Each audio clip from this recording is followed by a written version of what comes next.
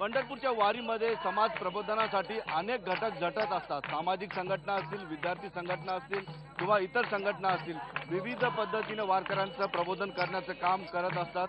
आपण बघू शकतो या ठिकाणी सोपान काकाच्या मंदिर परिसरामध्ये पुणे विद्यापीठाचे विद्यार्थी समाज प्रबोधनाचं काम करतात, विविध संदेश या वारकऱ्यांना देत आहेत आणि वारकरीही तेवढ्याच मोठ्या प्रमाणात यांना प्रतिसाद देताना आपल्याला दिसतात।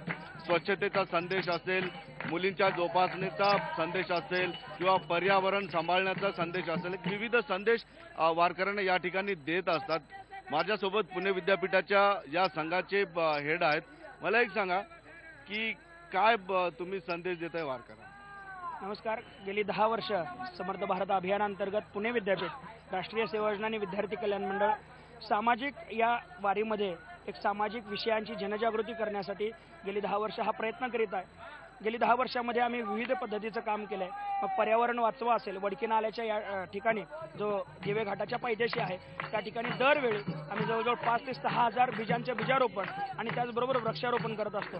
पुढे आल्यानंतर पालखी ज्यावेळी पुढे येते त्यावेळी त्या पालखीबरोबर जे पोलीस आहेत त्यांचे मित्र म्हणून आम्ही काम करतो। पथनाट्य ते आपण माणसं असतात, जी व्यक्ती समोर बघत असतात त्यांना आपण एकदम त्यांच्यामध्ये जाऊन करत असतो, त्यामुळे त्याचा प्रभाव जास्त पडतो। आणि कन्यारत्न वाचव हे म्हणजे सध्या गरजेचं झालेलं आहे आणि समोरच्या त्यांना तसा प्रतिसाद त्यामुळे मिळत असतो। एकंदरीतच बघूया असे संदेश या ठिकाणी दिले जातात आणि त्याचा मोठा प्रतिसादही वारकऱ्यांकडून भेटतो। त्यांच्या वेगवेगळ्या विचारांना नवी दिशा देण्याचे काम विविध घटक हे कायम प्रामाणिकपणे करत असतात। संदीप मोरेसह सिद्धार्थ गोदाम, IBN लोकमत, सासवड।